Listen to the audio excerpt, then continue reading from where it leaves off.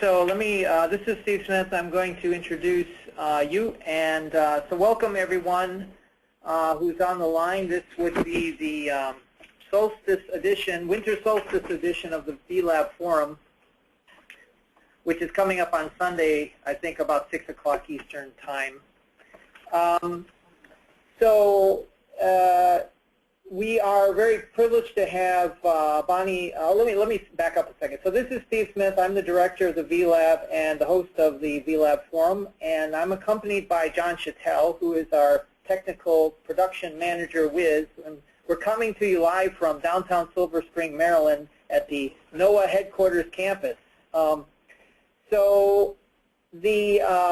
getting back to today's topic, the VLab Forum is a place where we offer the opportunity for PIs and project owners to present things that they're working on, projects that are coming down the pipe, hopefully to benefit Weather Service and NOAA operations at some point in the future, with the idea that, you know, the more we share this information and make people aware, the smoother things will go when it comes time to transition these things to operation. So the format, to remind everyone, is about 30 minutes of content presentation followed by about 30 minutes of Q&A. So we ask that you hold your questions, if possible, till that 30-minute Q&A period. At which point we ask that you use the raise your hand feature of the GoToMeeting to indicate that you do have a question, and John Chattel will unmute you and allow you to ask Bonnie that question directly. Or you can use the chat feature as well and type in a question, in which case John will read it and Bonnie would respond. So that's kind of how we run things. And so today's topic is investigating collaboration tools for the Sandy Supplemental Project, the HIWPP, which stands for the High Impact Weather Prediction Project. And our presenter today is Bonnie Strong of Esril's GSD. I know she works with or for Tim Schneider, who is the HIWPP program manager. So without further ado, Bonnie, are you ready? I am ready. Thank you. Okay, go ahead. Take it away. Okay. First of all, I want to say thank you to Steve and John for inviting us to be here and talk about HIWPP.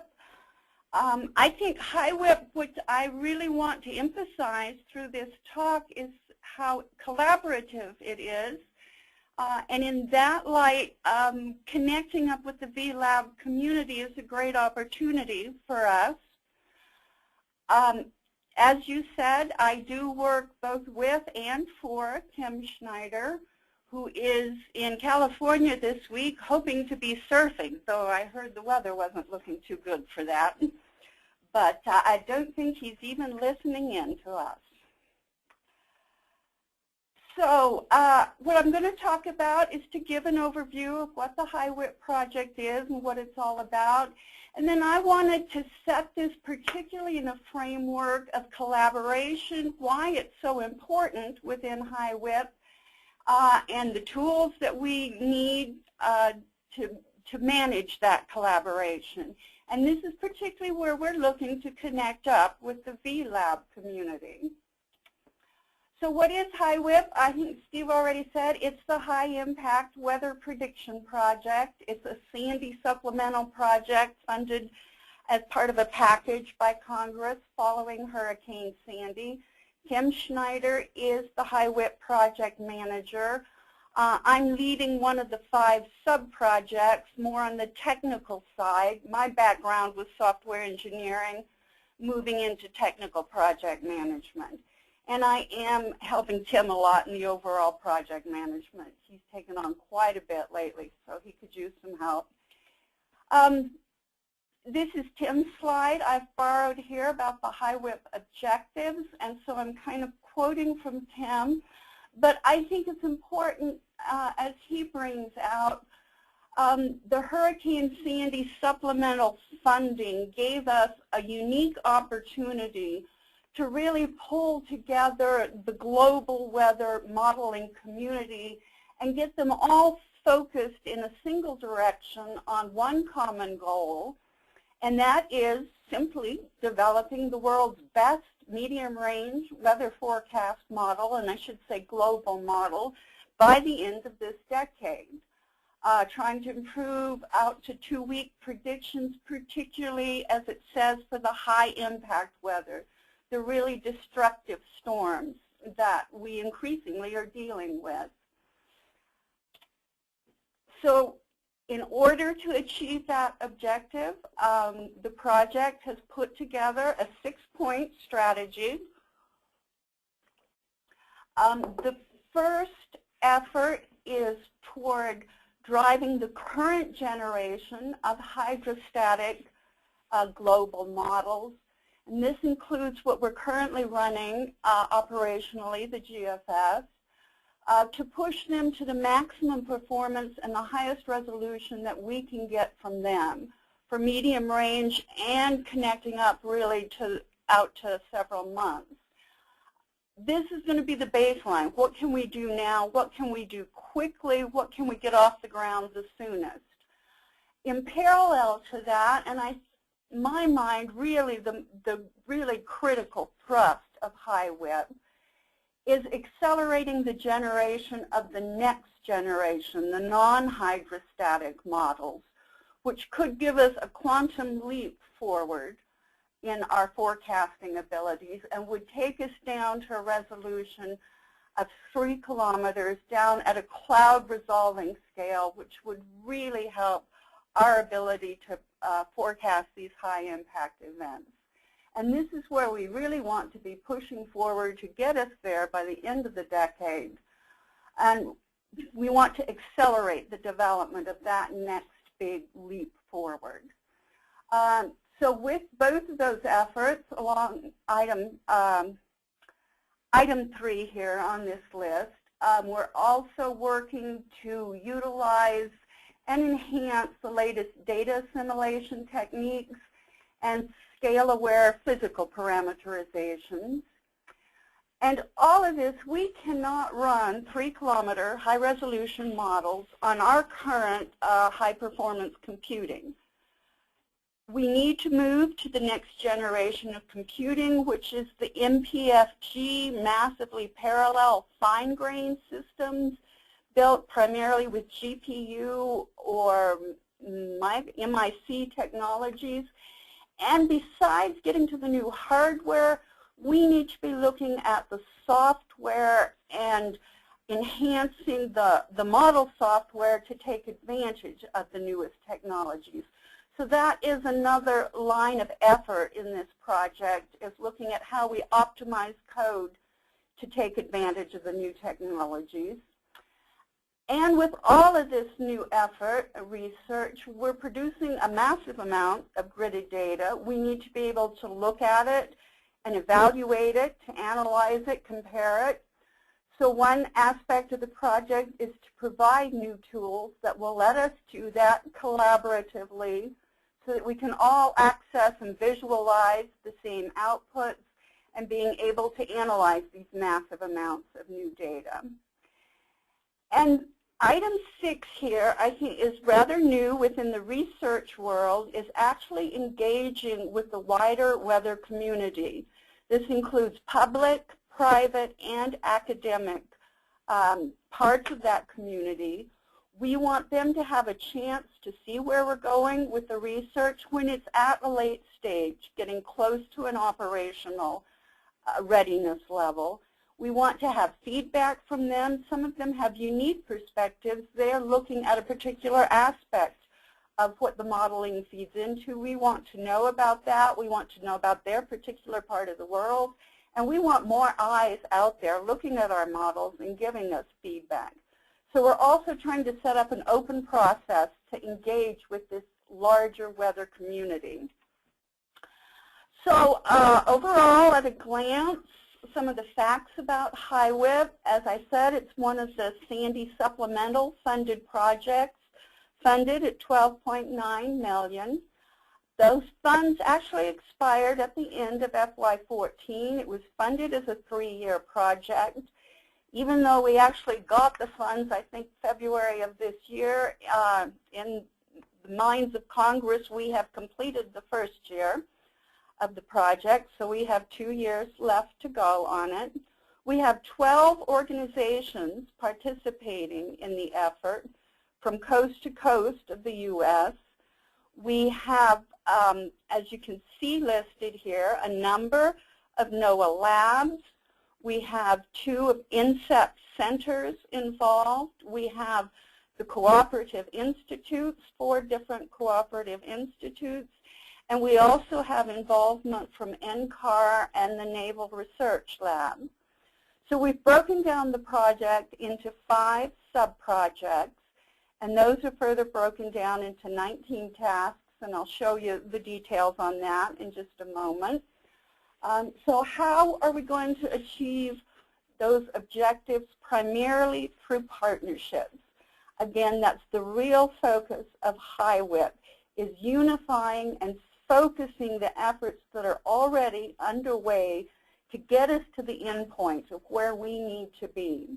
We're building on existing efforts. This is not new ground-up work.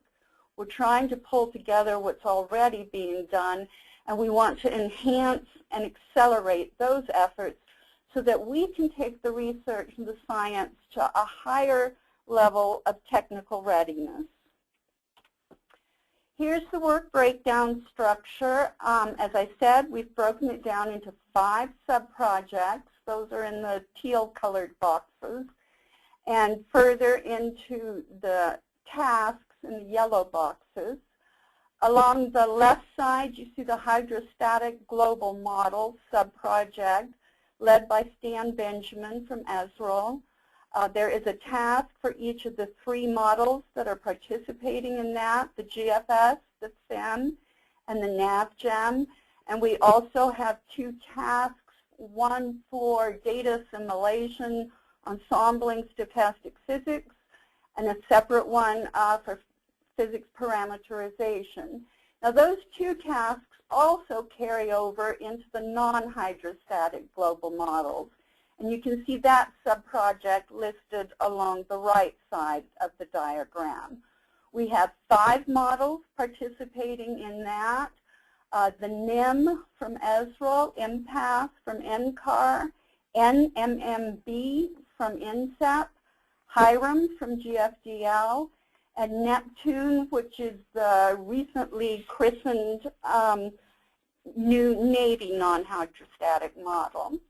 So again, at the top, we have those 2 tasks that cross over from both hydrostatic and non-hydrostatic. And then the 3rd task in that group is the MPFG GPU optimization for the next generation of high-performance computing. Down along the bottom, we have sort of 2 adjunct sub-projects, which are a single task in and of themselves. In the middle, we have the moving hurricane nest. This is building on research that's been done at AOML, and it's integrating that research into the NMMB and the NEMS framework. We also have work led by Jen Huang at INSEP for the NMME project. This is going out more into the 1 to 2 month range and trying to connect up HIWPP with the work being done there so we have a continuous forecasting ability. And in the middle of that is the test program, and that's the sub-project I'm leading up. It is really the tools to connect all 4 of the other sub-projects.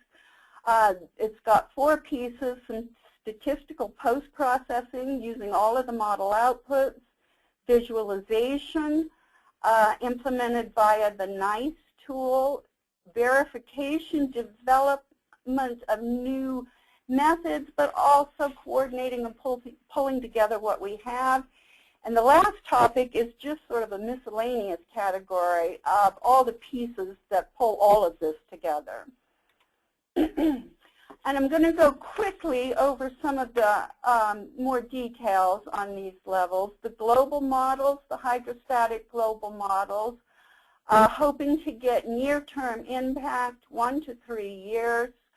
As we said, it includes the GFS, the FEM, and the NavGem. We're pushing them to higher resolutions all less than 20 kilometers. The GFS is what will be the operational model coming up in January. FEM is going to higher resolutions than it has run before. NavGem is also pushing to higher resolutions and all pushing out to hourly output. And again, developing the scale-aware physical parameterizations, the new 4D NVAR assimilation techniques, and this will serve as our baseline. When we start evaluating the non-hydrostatic models, this gives us the baseline to compare to. What's the best we can do now, and how much better can we do? The non-hydrostatic models, we're working to have something ready by the end of the decade, down to 3-kilometer resolution, cloud resolving resolution levels. I've already mentioned the 5 models that are participating in that effort. And toward the end of the 3-year lifespan of the project, we will be migrating 1 or possibly more of those models to the new massively parallel fine-grained technologies. The moving hurricane nest. This is 2-way, fully interactive, moving nested models that have been developed at AOML, but they are being integrated into the MMMC NEMS framework to push them more toward an operational capability, and through this project building a proof of concept of what can be done. And the NMME expansion, evaluating and establishing predictive capability of hurricanes out to several months, and leveraging ongoing activities to build that seamless suite as we go from medium to longer range forecasts. And the test program, which is of course closer to my heart, I know more about it, so you'll hear more about it. Statistical post-processing, NICE, the verification, and the real-time IT operations. The image that you see there is taken from NICE, some of the very latest release. On the right is a satellite image of clouds from Tropical Cyclone Maggie in 2010. On the left is output from the FEM model, and these are actually, it's using model outputs to synthesize what the clouds would look like from the model outputs. So we have side-by-side images that we can look at what is the model telling us and how does that compare to the real satellite imagery. And of course, if we were really running in NICE, you could animate this, you can interact with it, you can zoom in and out, you can look at different vertical levels, you can overlay different fields. I think it's going to be a great new tool that's going to be very useful for a lot of people. I'm just going to talk briefly the statistical post-processing. Again, it's taking the outputs of all the models that are part of HIWPP. It's also taking output from operational models. It's looking at new experimental ways of how we can combine those outputs and from that produce what we consider our best estimate for forecasts. NICE, I'm going to skip over this fairly quickly. There is a website for the NICE tool, and you can learn more about this modular design, the services that are used to build it. And it's built particularly to be able to adapt to new data sets. It's built on standards so that it can read really any new data set and visualize it. The verification system, I think, is particularly important here, again, because it's the collaborative effort. We're using verification that has been used at INSEP, and we're starting with the existing BSDB-based systems. We're working with INSEP on their building of MySQL-backed verification. Here at Esrel, we have also built a MySQL-backed system. So again, this is the collaboration between these different groups to look at what's the best of both worlds and how can we integrate all of that into a single system that gives us the best tools for HIWPP evaluation. This is the real-time operations, just a quick overview of all the pieces of data, the different places they're coming from, how they have to travel to get into one place and to be distributed for all the interested parties. And I think what I want to talk about a bit more is the HIWPP Open Data Initiative. This is built on work that was done with the Forecast Improvement Group that is part of AMS. One of their 7 key recommendations said that we should support active collaboration between public, private, and academic sectors with models particularly in their final stages of development. This has often been labeled real-time research. So HIWPP is particularly building on that idea and has put together what is now being called the Open Data Initiative to implement exactly that idea, to involve the public partners. And this is expected to go live immediately following AMS in January. So January 12th will be the first day that we're actually interacting with the public on that. Again, it provides that opportunity for engagement in the development process. There are 2 pieces that we're actually going to make available to the public. One is the NICE tool. They will be able to download the client, which will work with our servers, access HIWPP model data, and being able to visualize it along with some other data sources that would be publicly available. The other piece is the real-time model output itself, which will be the global hydrostatic models, the newer, higher resolutions, some experimental ensembles, and the statistical post-processing output.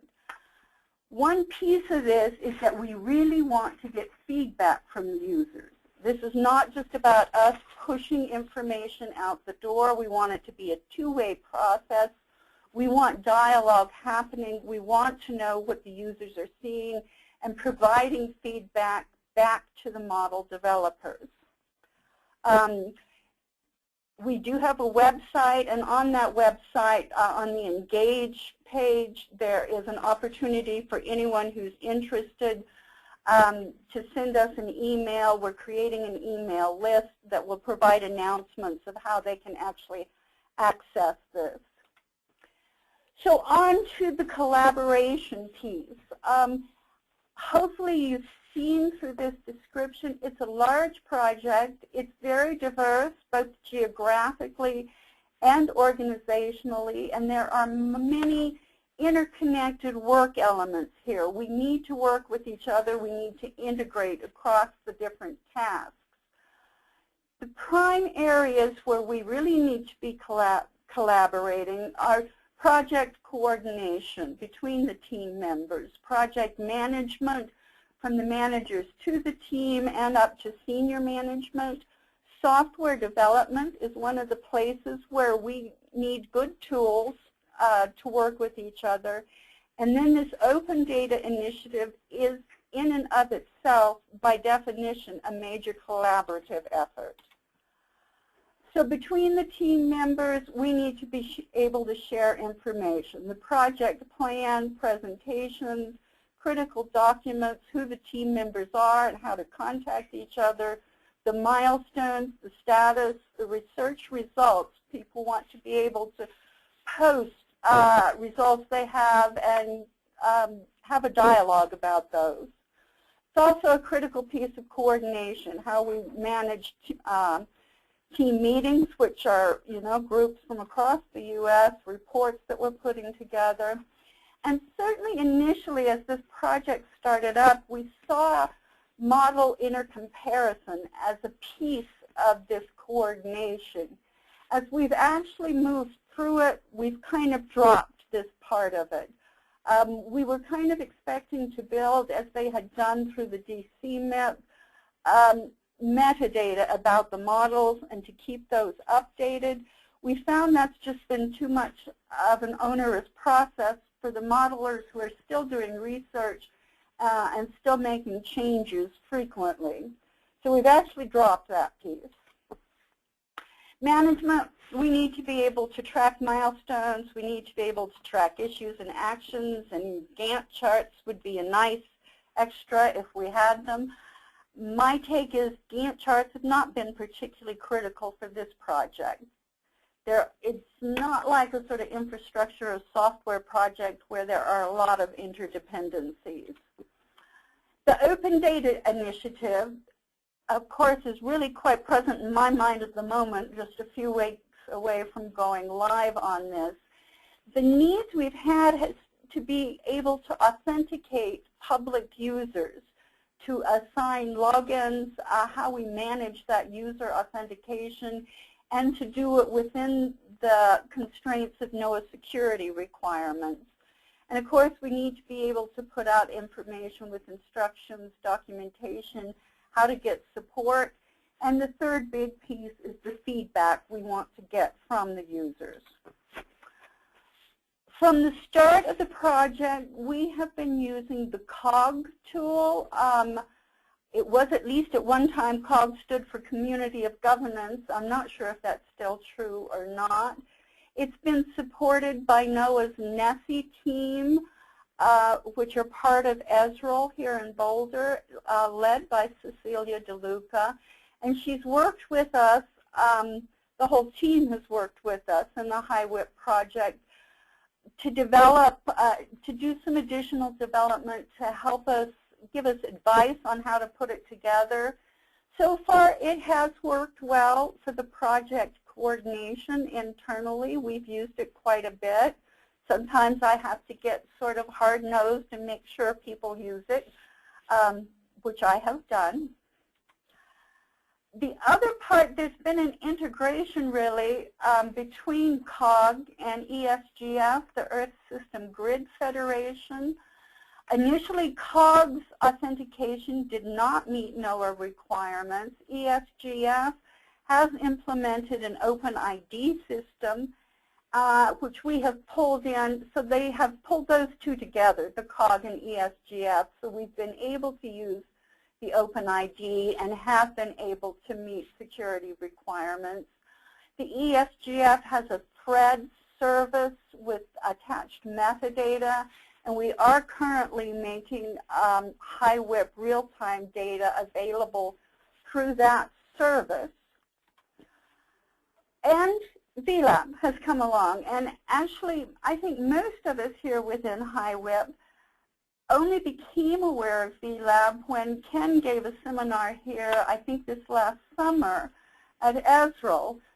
And it's been of interest to us, particularly some of the pieces that we have seen that feel like would be very helpful were some of the project management tools. I've seen ways of tracking issues and actions that we don't really have set up now and would like to be able to use.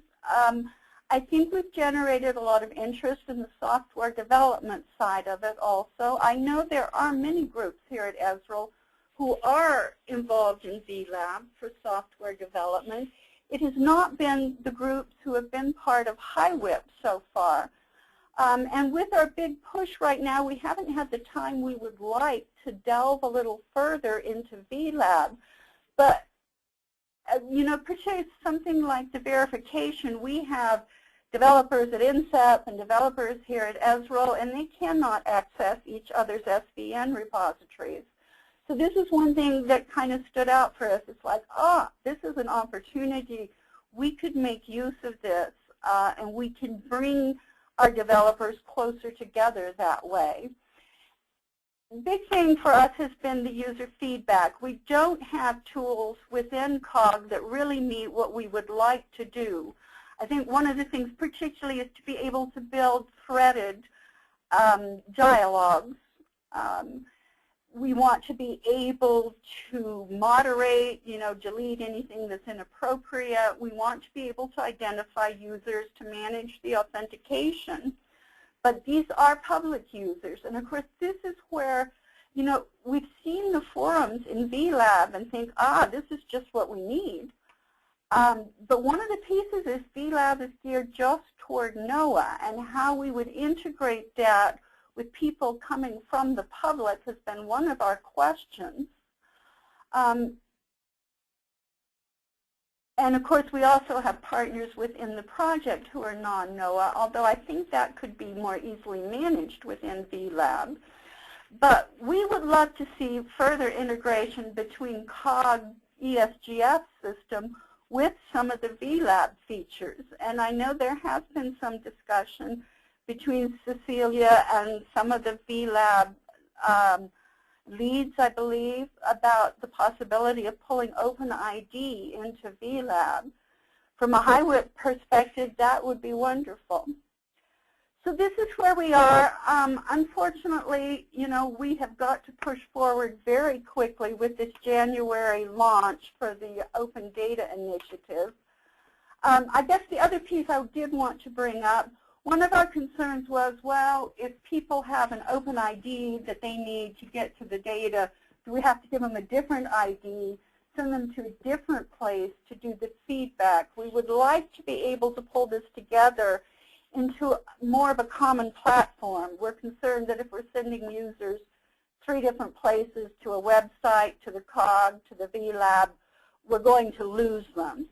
So we would like to be able to manage a more of a common platform. And we haven't been able to get where we would like to be with that before the January 12th date. But we still want to keep looking at it and still want to look at what the opportunities are here moving forward. And I think I have just used up my time. If you want more information with HIWPP or how we're integrating with VLab, feel free to email either Kim or myself. We do have the website there that will have more information. And that should take us on to questions, I believe. Yes, it does. And thank you very much, Bonnie, for a very impressive set of slides there and description of the project, and for staying on time. So I really say, wow, that's a lot. This is quite an ambitious project here that Tim and you have taken on or accept responsibility for. The presentation really is very logical, and it seems to fit everything I understand that needs to be done with regard to modeling improvements within NOAA. So I really applaud you for this. So before I jump in, I want to turn to John to see if we have any questions so far yet. Okay, so this would be the time for you all out there in GoToMeeting land to use the raise your hand feature if you'd like to ask Bonnie a question or provide it in the chat. In the meantime, Bonnie, let me say that I'm curious on a lot of things, but let me start with the sustainment. So obviously, like you clearly pointed out, this was kicked off through the Sandy Supplemental, but that's not going to be around forever, and you've got like a decadal goals here. So obviously there's some intent to sustain this beyond the Sandy Supplemental funds. Is that correct? That's very much correct, and that's one piece I didn't really have time to get into. Following on from HIWPP, there is the new NGGPS project, the Next Generation Global Prediction System, which is very much an R2O project. It will take the work that's done by HIWPP, particularly in evaluating the next generation non-hydrostatic models, and we'll be really jumping off from there, looking at making decisions on which model we should go forward with, benchmarking, how efficient the code is for the next generation HPC systems. So there is a very close tie-up between HIWPP and NGGPS. Okay, very good. So another question I had was, so there's the hydrostatic global models effort, to go to higher resolution, and then there is the non-hydrostatic. And you mentioned the use of the new technologies, GPU and the MPFG. So are those technologies already in place, that computing and those models are already being run in that technology now? There is some opportunity to work with some systems at Titan, I believe. We have some minimal access for working with code. There will be a purchase of a new system coming along, I think, about a year from now. And this is really what the third year of the HIWPP project. Once we have this new MPFG system available, we will be, that task, particularly led by Mark Govette, will be porting code. The group here has been working closely with NIM on how to optimize code. I think they will definitely port the NIM code because work has already begun on that, but quite possibly one or more other models that look the most promising will also be ported, and through the optimization effort that's being done by that group. Okay, very good. So kind of reiterating as well that at a very high level, it seems you mentioned that the hydrostatic models, it's really, they're being put in place in this project to establish a baseline to which the non-hydrostatic model effort will be compared to. Is that correct? That's right. That was the real intention. It's to figure out how far can we go with the existing models, how far can we push them, and what can we get into place in the near future. Okay, very good. Lastly, let me, and I'll turn it over to others. I wanted to respond to your points about the VLab and COG and integration in the HIWPP's use of these tools. So you're right. I mean, I think we've had discussions offline with Cecilia DeLuca of the COG group and with you as well. And so I think there is a very logical overlap that we can take advantage of to try to put basically to make HIWPP kind of a pilot for this type of an effort. There's some tools that the separate systems have that HIWPP can take advantage of, and if we put them all together, then you sort of have the full suite. I would mention that there's a internal Weather Service project called the National Blend of Models, I think is what it's currently called, has been called the National Blender, but it has a very similar flavor to it as this. It's basically, the idea is to combine the model output from different models to produce the best forecast that Weather Service would use to initiate its National Digital Forecast Database with. And so that project has was also kicked off by the Sandy Supplemental, or at least it got wind in its sails from that funding, and it's moving forward. And they're also using the VLab as a mechanism for capturing feedback through the use of forums and responding to that feedback, creating issues based on some of that feedback, using the repositories to manage the software code, etc. So are you familiar with that project? I am familiar with the project, and the statistical post-processing task has been coordinating with them. On the scientific side, this is really interesting to me, what you're saying about the forums and that they are managing feedback, and I will be quite interested to go and look at that after this talk. Okay. I am very interested in hearing how other people are managing feedback and interaction with users, so I appreciate knowing about that. Yeah, I think it's sort of just begun, so there may not be a lot in there now, but that was their intent. As far as the non-NOAA users, so you're correct. We initially VLab has been geared towards NOAA users.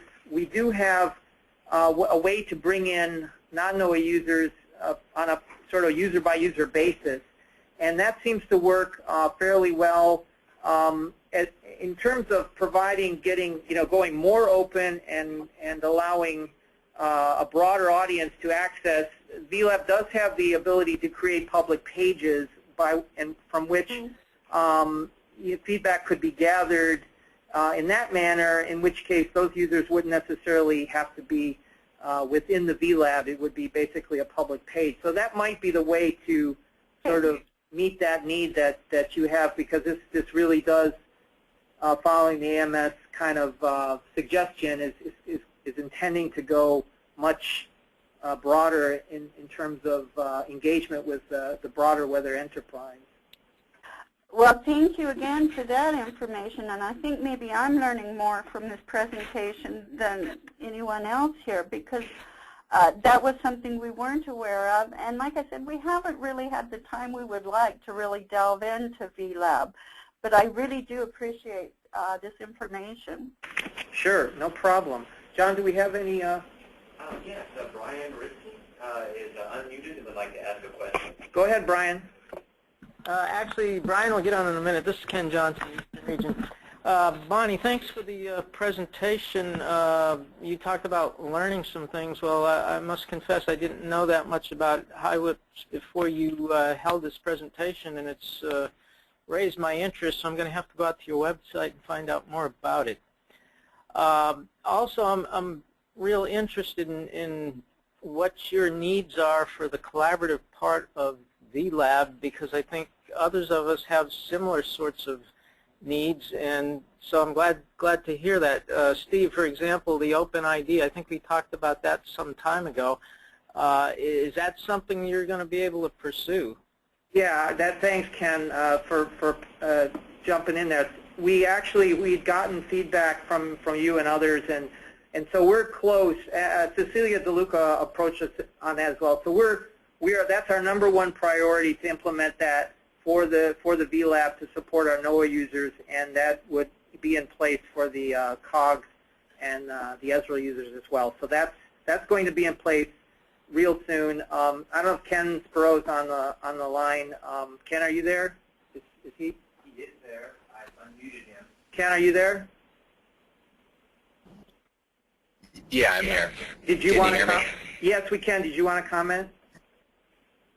I just said it's my next priority. You know, all of our energies have been focused on the migration, and we're beyond that now. So that's the thing I'm working on actively today, actually. So. Yeah. I know it's always easier to list what we would like to have than to find the resources to do it, but it's good to hear that that's an important issue for you. Oh yeah, it would definitely facilitate the utilization of the tools in VLab by all our users. Ken, I kind of interrupted you, so you had other questions for Bonnie. Go ahead. Yeah, my only other comment is that sometime in the future, I guess I would like to see Bonnie invited back so that we can find out how she's making, so that all of us that are trying to use VLab could compare notes and see, how each of us are trying to use it, and maybe learn more about how to use it through those interactions. Well, we will do that. John, make a note. I just did. Okay, we got it. Bonnie will be back. And I didn't hear Bonnie respond. Maybe she doesn't want to be back. I would love to. I really, to me, the exciting part about this project is the collaboration and getting on a single track, making use of the efforts that everyone else is doing. I just think we can move ahead so much further and more quickly if we combine our efforts. So this is the part I love. Great. I'm going to turn this over to Brian Moretsky now. He's got a question. Yeah, this is more for Bonnie. And this relates to the open data and feedback and trying to collaborate with the weather community as a whole. Right. I guess the question is, while it's a nice idea, I don't know if I've seen it implemented in a fashion that truly is of great utility. And what I mean by that is, I'll give an example. For example, you've got the WRF community, and in the WRF community, everyone is running the WRF model and looking at it, and certain people are providing feedback to the WRF, to the main WRF developers, and they look at that and decide whether it's useful or not to use in the next version. But with this, how do you actually decide whether somebody is providing worthwhile feedback or not? For example, they're just looking at the data or can't even really run a model like this. How are they able to contribute in a useful fashion? How do you It's a good question, and I think number one, I'll say this is a research project, and I see this as one of the areas of research to determine how we can manage this and to what usefulness it does provide. I think ultimately who decides whether it's a useful comment or useful feedback are the model developers. We'll be building a bridge between those public users and the developers, and the model developers themselves will decide whether it's relevant or useful information. I can give you a little bit, I have a list of maybe about 15 users who have already indicated that they would be interested in this. One group provides online forecasts for surfers. I've just learned more about the surfing community. There's a group of people who sit there and watch the weather, and when they think there's a good wave in Australia or wherever, they drop what they're doing at work, run and grab their surfboard and hop on a plane in the next hour. So this company puts out forecasts for surfers. So they are possibly looking at one particular aspect of weather forecasts in different places in the world that all of our modelers cannot sit here and monitor. And they may have useful feedback to us that says, oh, you're missing these really important storms in this area when they happen. Or somebody who's, looking at what's happening on the top of a mountain in Nepal. Our forecasters don't tend to look at very closely. So that is our hope. This is our idea of what we're hoping to get from this open data initiative. It's not people, for the most part, who are running models, but people who are using the information and who are looking at it in different ways and in different locations than we might be. Okay, that's a good answer. I think one of the struggles you'll have is separating the chaff or the signal from the noise. I think you're exactly right. We've pretty much anticipated that also. Interestingly, I also heard from Steve Lord at IMSEP that they have tried to get more feedback from the public and just don't get much response. So we are really kind of surging into the unknown here. We don't know what to expect with how many users we will have signed up, how much feedback we will get, whether it'll just be, blank, nothing coming back, or if we're going to be deluged with so much, we don't know how to handle it. So that is part of the research, and we're just going to have to see what happens and how we can manage it. Okay, thank you. Let me have just one more question for you. When you say down the line, not only are you going to be producing the hydrostatic models, but looking at the non-hydrostatic models, do you see, and I guess I asked this from looking at prior model implementations and stuff like that, how are you going to really rank what comes out and eventually possibly turn something off if it's not deemed useful, or not? Let me rephrase that. It might be deemed useful, but it's not deemed useful enough to continue to run. It's a very critical question, one being asked by senior levels of management. How do we make those choices? I think that choice will be happening more in the NGGPF follow-on project than it will be in HIWPP. Within HIWPP, we will be running a number of test cases and looking at what results the different models give, we'll be putting that information out. Ultimately, what becomes operational is a decision to be made by the Weather Service, not by the researchers. So our goal is to get the information, to run the tests, and provide as much information to the people who will be making those decisions. Okay. Is this project you're just running the tests for the global model, the global hydrostatic models, or are you also running the tests for the global non-hydrostatic models? For the non-hydrostatic models, during the past year, they have had a set of, I can't remember if it was 3 or 4 idealized test cases that have been run by each of the models. We're just working on the report for the end of year 1 that will show the results of those idealized test cases. They are now defining the next set, which will be more real-world test cases, running in a real-world situation, but we can't run 3 kilometers regularly. We don't have the computing resources at this point, so it'll be scaled back in some way to fit within existing resources. And that will be the next phase of testing that's done and reported upon. Okay, appreciate it. It was a little clearer. Thank you. Bonnie, I've got a question from in the room here from Dr. Bob Glahn, the Weather Service Scientist Emeritus, who take the opportunity to mention that coming up at the AMS, Bob Glahn will be honored with his own symposium. So those of you who are lucky enough to go to the AMS, you can check that out. But here's a question from Bob. Wow, I didn't expect an introduction. You gave an extremely clear presentation, Bonnie, and not only logical and so on, but I could understand every word, and that was unusual for me. It's a tremendous project, as you said. It sort of covers the whole waterfront, sort of solves every problem we've got, I guess.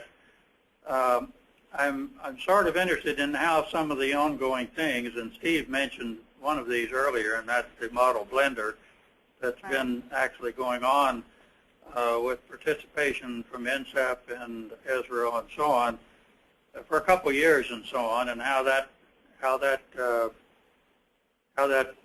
and it's also Sandy funded, so how that factors in with yours, and you sort of said that you're kind of learning about this. The other thing that comes to mind is the hurricane model, which has been that Fred Tepper is associated with, and many others and so on, and has been an extremely good model the last couple of years and so on. I couldn't identify in what you said that you were making use of that and how that figures in and so on, so just curious. Do you know, I don't have the expertise. I assume you're talking about within the HIWPP project. Yes. And when you say the model, I'm not sure what model that is. I know from here at GS project, and I honestly don't know more than that. Okay, thank you.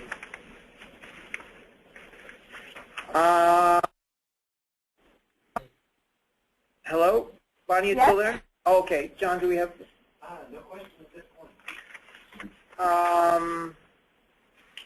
Okay. Yeah, I wanted to, this is Steve again, Bonnie. So, you know, Brian's question earlier about, you know, the going out to the broader community and asking for feedback. I mean, the one thing for sure that we're learning, not just for a variety of projects that are operating within the VLab, and just the VLab itself, collaboration doesn't come for free. There's no free lunch. So it's one thing to say we're going to collaborate and we're going to, you know, work together, etc. But a lot of time is involved in setting up the tools that to enable that collaboration. A lot of time is involved in actually sitting down and talking and making decisions and prioritizing. So, so that to me is a risk in any type of project, especially one of this broad scope, that people won't come to the table. They won't invest the time that's required to make that collaboration work.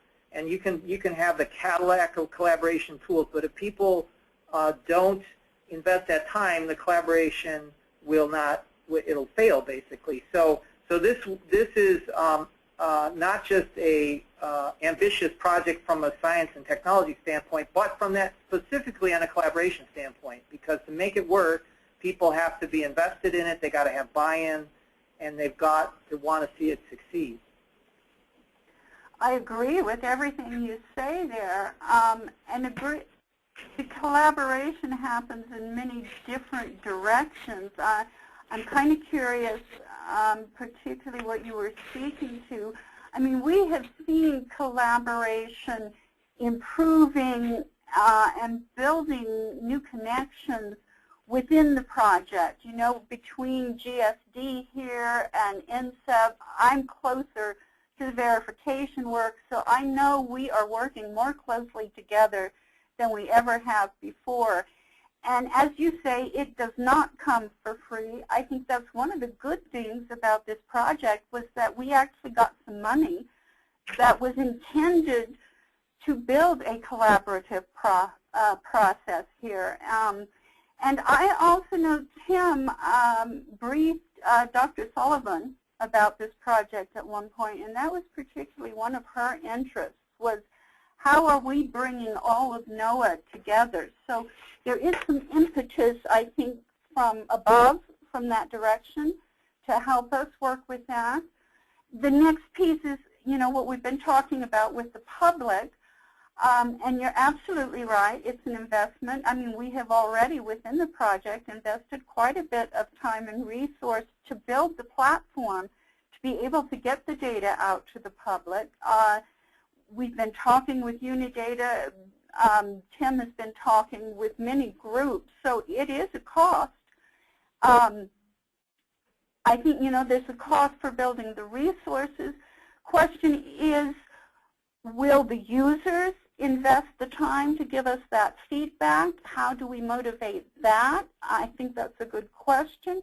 And one of my concerns is once we get the feedback, do the scientific researchers, the modelers, have the time and opportunity to really process it and make use of it? Because I'm seeing people pretty stressed and pulled pretty thin right now. So those are good questions. That's right. Sort of, we have to be careful what we wish for, right? Yes. Yes. Okay. John, do we have any more questions? No, we don't. All right. Well, I think we're at the top of the hour. So I want to thank once again Bonnie for a really excellent talk, and thank you for taking the time to speak with us and get us on the page with HIWPP. And I think many will be interested in following up, and we will schedule a follow-up specifically with you. Okay. So I want to mention that we will have a VLab forum in January. We don't have the topic nailed down quite yet, so can't announce that. And we have one coming up in May that is on the docket. We'll be hearing from the NOAA Hydromet testbed pilot study in May 20th. I'll mention, too, that if anyone has suggestions for VLab forum topics or presentations, please send them to John Chattel or myself, and we will consider. We get quite a few suggestions that actually do get penciled in and presented based on that mechanism. So we want to present what you want to hear about and see about. So with that, I wish everyone happy holidays, and we will see you in the new year. Thank you. Thank you.